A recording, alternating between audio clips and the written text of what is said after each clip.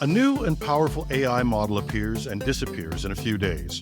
Microsoft tells Windows 10 users they're on their own to fix a problem from a recent Microsoft update.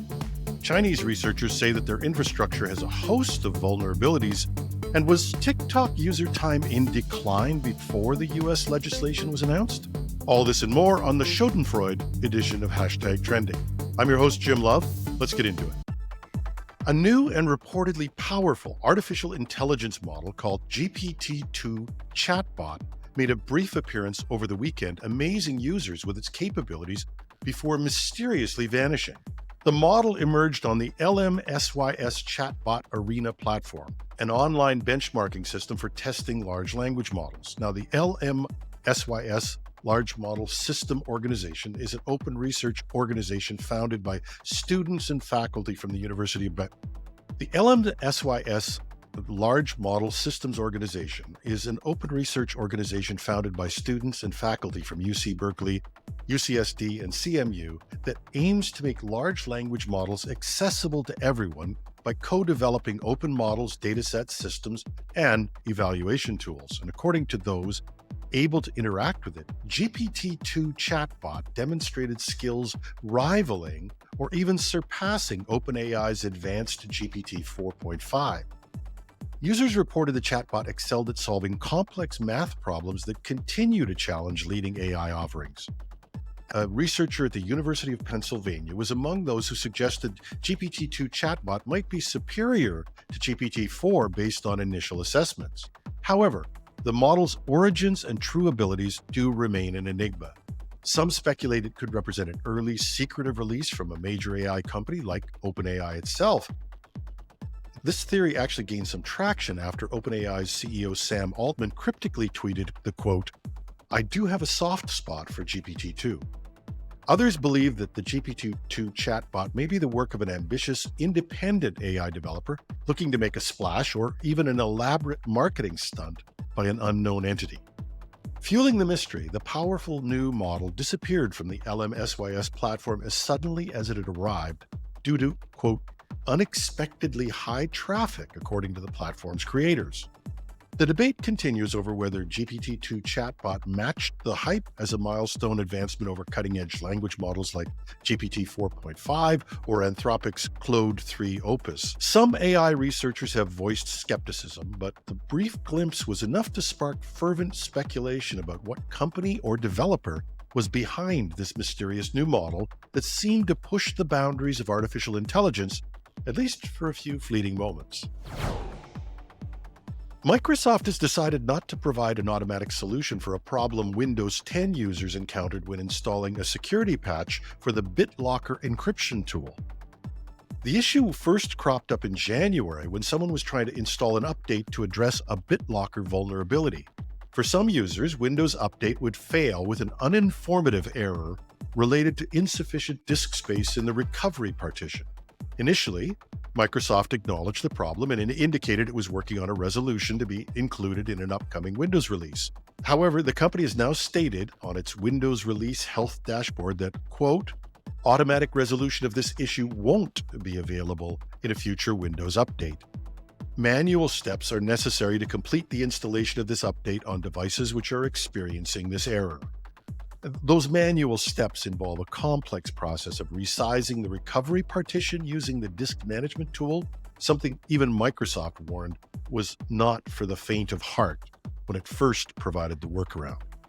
This is a surprise given that a significant number of Windows 10 users encountered this error when the BitLocker patch was first released in January. With Windows 10 support continuing until October 2025, the decision leaves users of the older operating system to fend for themselves on an issue that hampered patching a serious security vulnerability.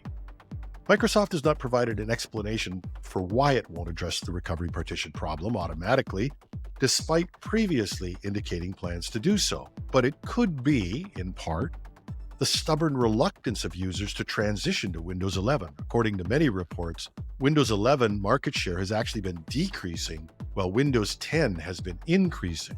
According to StatCounter, Windows 10 still has over 70% market share, with Windows 11 at about 26%. We've talked a lot about the vulnerabilities of the infrastructure of Canada and the US, but it turns out a recent study by researchers in China has revealed alarming security vulnerabilities and outdated configurations across nearly 14,000 government websites throughout the country. The study was done by the Harbin Institute of Technology, and it examined factors like domain setups, use of third-party code libraries, encryption and content delivery network implementations, and more. Their findings point to substantial cybersecurity lapses that could enable malicious attacks. One notable issue: over a quarter of the government domains lack proper DNS configuration, potentially leaving them unreliable or inaccessible. The researchers also found an over-reliance on just 5 DNS providers, representing a widespread single point of failure risk. Additionally, thousands of the websites used outdated versions of the jQuery code library, known to be vulnerable to remote attacks for years. Poor encryption, lack of anti-fraud tokens, and other missing security headers were rampant as well. One of the most concerning discoveries was around 10,000 sites leaking information about private IP addresses, potentially exposing sensitive system architecture details. The authors concluded that despite their comprehensive analysis, practical solutions to remedy these pressing security gaps remain elusive. They stressed the urgent need for real-time monitoring and diversifying network infrastructure to improve resilience. The findings highlight worrying lapses in cybersecurity fundamentals across websites run by government agencies in China, despite Beijing's public urgings for improvements in digital services and repeated calls to enhance cybersecurity. The widespread security shortcomings uncovered could enable the spread of malware or enable cyber attackers to compromise sensitive government sites and data. Security experts say consistent patching and rapidly responding to disclosed vulnerabilities are crucial cybersecurity tenets, even for nation-states. And China has made cybersecurity a national priority, but the latest research suggests that online defenses for its own federal websites have considerable room for improvement. It's no reason to be complacent, but it's nice to know sometimes it's not just us. It turns out TikTok, the massively popular short video app, may have already been losing its magical touch with users and creators even before the recent threat of a US ban. As Congress passed a bill giving ByteDance 1 year to sell TikTok's US operations, some long-term users are questioning whether they'd still be on the app a year from now regardless. There are reports that the app's tightly guarded recommendations algorithm doesn't hit like it used to quote one user.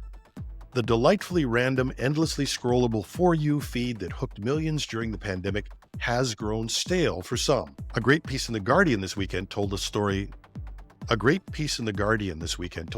of how one user found she was spending less and less time on the popular app.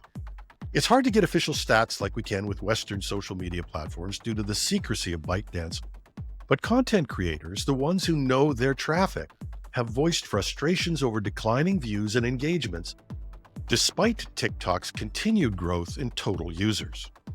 They suspect the algorithm has been tweaked to prioritize certain content over pure audience interest. For example, TikTok's push into e-commerce through a new in-app shop feature has been criticized as an unwelcome intrusion by users who want entertainment, not a shopping channel. But creators feel compelled to participate, fearing that the algorithm will bury their videos if they don't. For other users, the constantly shifting trends and inside jokes have created a higher barrier to feeling culturally literate on modern TikTok. So even if the US ban is averted, social media analysts suggest TikTok's dominance as the definitive short-form video platform may be waning, opening space for competitors like Instagram's Reels and YouTube's Shorts. TikTok has helped create massive demand for seemingly endless consumable video content from fickle mobile-first audiences, but monetizing that demand at scale remains a challenge no competitor has cracked. Whether TikTok or someone else will crack that code is an open question. But either way, many former TikTok obsessives already sense the magic fading from the app that they once couldn't get enough of, algorithm tweaks and federal bans notwithstanding. And that's our show. Hasthtag Trending goes to air 5 days a week with a weekend interview show we call the Weekend Edition. We're also on YouTube, but not in short form yet.